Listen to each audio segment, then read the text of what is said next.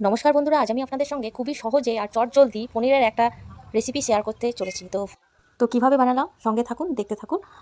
ঘরে বানানো বা বাইরে থেকে কিনে আনা যে কোনো পনির হলেই চলবে। পিস পিস করে কেটে নেওয়া হয়েছে। এটাই পেস্ট করা হয়েছে বেশ কিছু ভেজানো বাদাম, সর্ষে, পোস্ত, কাঁচা লঙ্কা, টক দই একসাথে পেস্ট করে নেওয়া হয়েছে। কিছু কারি পাতা নিয়ে নিয়েছি, আর কিছু তেমন লাগবে না। কড়াইয়ে তেল গরম করা হয়েছে, এখানে কালো জিরা ফোড়ন দেওয়া হলো। রিফাইন তেল বা সর্ষের তেল যে কোনো একটা তেলেই করা যাবে। আর কারি পাতা ফোড়ন দেওয়ার পর একটু লঙ্কা গুঁড়ো দিয়ে দিলাম। এখানে কাশ্মীরি মির্চও দিতে পারেন। তারপর যে পেস্টটা করে রেখেছিলাম, এখানে দই, সর্ষে, পোস্ত, বাদাম ভিজিয়ে রেখে কাঁচা লঙ্কা দিয়ে পেস্ট করা হয়েছে। দিয়ে ভালো করে একটু নাড়িয়ে ছাড়িয়ে নিলাম।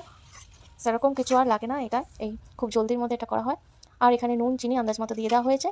আপনারা চাইলে হলুদ দিতে পারেন, এটা অপশনাল। আর আমি হলুদ ছাড়াই করেছি, চাইলে ভেজেও দিতে পারেন। আর সময় কম থাকলে এমনি দিয়ে দিতে পারেন। কষিয়ে যখন তেল ছেড়ে আসছে তখনই এটা দিয়ে দিতে হবে। পনির দিয়ে একটু নাড়িয়ে চাড়িয়ে নিতে হবে। আর যদি ফ্লেভারটা আর একটু বাড়াতে চান, একটু ধনেপাতা নামানোর আগে আর অল্প কাঁচা সর্ষের তেল আর কাঁচা লঙ্কা চিড়ে দিতে হবে। দিয়ে ব্যাস রেডি টু সার্ভ। গরম ভাতে দারুণ লাগে, রুটি পরোটা সবের সঙ্গে এটা খুবই ভালো যায়। একবার হলেও বানিয়ে খেয়ে দেখবেন।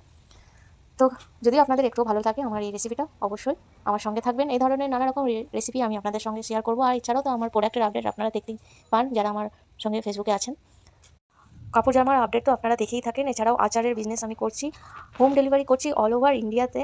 তো অনেকেই আমার কাছ থেকে আচার টেস্ট করেছেন। যারা এখনও টেস্ট করেনি অবশ্যই ডিটেলস জানতে কমেন্ট করুন। আর আমার হোয়াটসঅ্যাপের মাধ্যমে আপনারা ডিটেলস জানতে পারবেন।